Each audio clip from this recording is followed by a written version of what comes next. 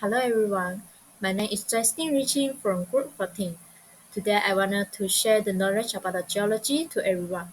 Geology is the study of Earth, including its interior, exterior surface rock, mineral, fossil, and surface processes. It examines changes over Earth history and potential future changes.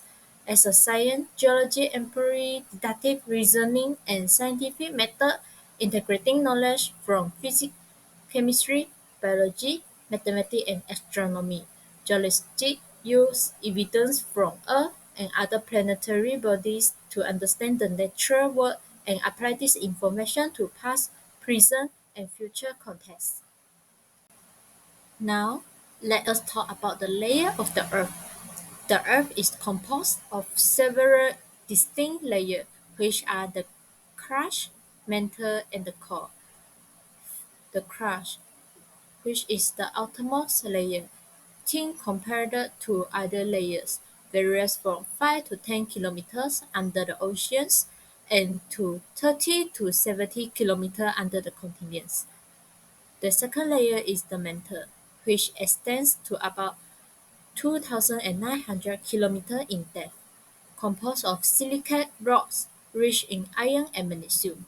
It consists of very hot, dense rock that flow like asphalt under heavy weight due to the temperature difference, ranging from 1,600 Fahrenheit and at the top to 4,000 Fahrenheit at the bottom. The third layer is the core, which divided into the outer core and the inner core, with a combined thickness of about 3,400 kilometers. For the outer core, which is a layer of molten metal, primarily iron and nickel, and for the inner core, is a solid sphere mainly of iron and nickel. Despite extremely high temperature, it remains solid due to the immense pressures. There are two types of igneous rocks known after our geology visit, which is adamellite and also andesite. Adamellite is a plutonic igneous rock that typically exhibits light to medium colors such as white, gray, and pink.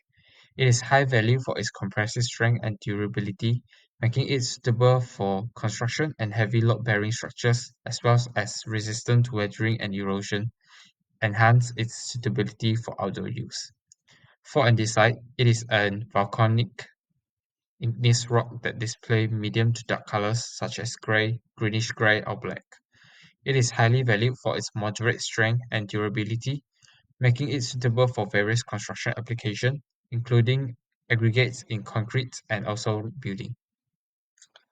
We are also introduced to chert and sandstone, which are sedimentary rocks. Chert is non-clastic and have high toughness. The toughness makes it valuable for Asian people in making tools and weapons. It appears in all colors, with red and black being most common due to the presence of iron oxides and organic matters. It exhibits a conchoidal fracture, which is a curved breakage that resembles the shape of a shell. Sandstones, on the other hand, composites in mineral content and cementing materials. It is clastic and includes a variety of colors, commonly ranges from white, yellow, and red to brown and gray. It is influenced by the mineral content and cementing materials. It often exhibits bedding or layering due to the sedimentary process of deposition. For metamorphic rocks, we are introduced to gneiss and hornfels. Gneiss is a common and widely distributed type of metamorphic rocks. It forms under high temperature and high pressure conditions, typically from the metamorphisms of igneous and sedimentary rocks. It is known for its distinctive banding, which consists of alternating lighter and darker mineral layers. It is used in construction and as decorative stones due to its durability and attractive appearance. Hornfels, however, is a fine-grained metamorphic rock formed at high temperature but without significant pressure. It results in a dense and hard characteristic. It typically lacks foliation and has a granular, mosaic-like texture. It appears in different colors depending on its mineral contents and is known for its toughness and durability, making it useful in construction and as a decorative stone. Metallic mineral that we have is stibnite. Type sample code of the stibnite is M13. Crystal habit of the stibnite is acicular to bladed. Cleavage of the stibnite is perfect in one direction. Color of the stibnite is lead gray to silvery gray. Luster of the stibnite is metallic, and the hardness of the stibnite is 2. A specific gravity of the stibnite is 4.5 until 4.6. For the stibnite, it is antimony sulfide mineral. It forms long, slender crystal. It used as a source of antimony and in fireworks and matches. Non-metallic mineral that we have is green agate. Type sample code of the green agate is M445. Crystal habit of the green agate is banded structure. There is no cleavage for the green agate. Color of the green agate is predominantly green. Luster of the green agate is vitreous to waxy. Hardness of the green agate is 6.5 until 7 according Mohs hardness scale.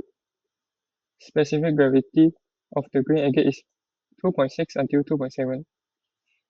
Green agate have conchoidal fracture and it is used in jewel and decorative objects.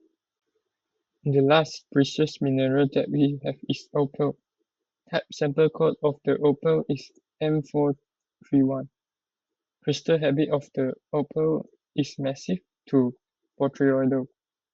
There is no cleavage for opal. Color of the opal is various color, often iridescent. Luster of the opal is vitreous to pearly. Hardness of the opal is 5.5 until 5.6 according to Mohs hardness scale. Specific gravity of the opal is 2.0 until 2.2. Opal is amorphous mineral. It is not a true mineral, known for its play of color.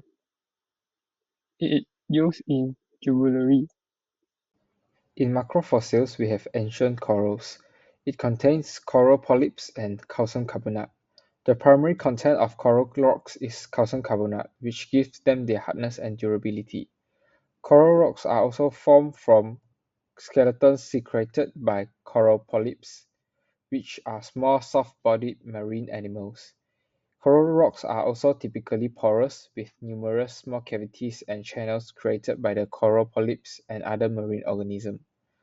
For its paleoenvironment effects, it shows water temperature and also water depth. Corals tend to thrive in warm tropical waters, typically between 23 to 29 degrees.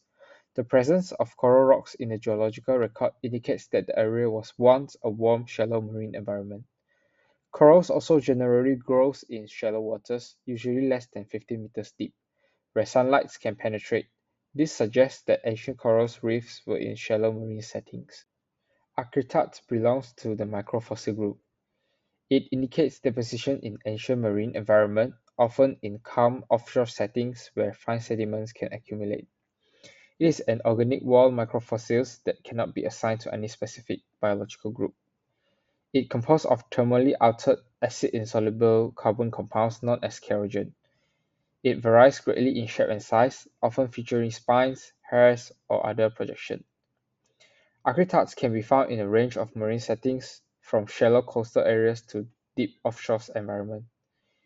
The variation can provide clues about past climate conditions, such as change in sea temperature and productivity. Acritarch's diversity reflects major ecological events such as the appearance of predation and the Cambrian explosion. Lastly, we have trace fossil. Trace fossil is formed when an organism interacts with the substrate, leaving behind an impression of structure that gets preserved in sedimentary rocks. It can be found in rocks from various geological periods, providing a wide temporal range for studying ancient environment. They are particularly useful for understanding the behavior of organisms over time. Its paleoenvironment provide valuable insights on oxygen level, which indicates the oxygenation level of the sediment, marine and terrestrial settings, Trace fossil can be found in both marine and terrestrial sedimentary rocks. The type of trace fossil and its characteristic can help determine whether the environment was marine or terrestrial. Next, substrate and sediment type. The type of substrates influence the preservation and type of trace fossil.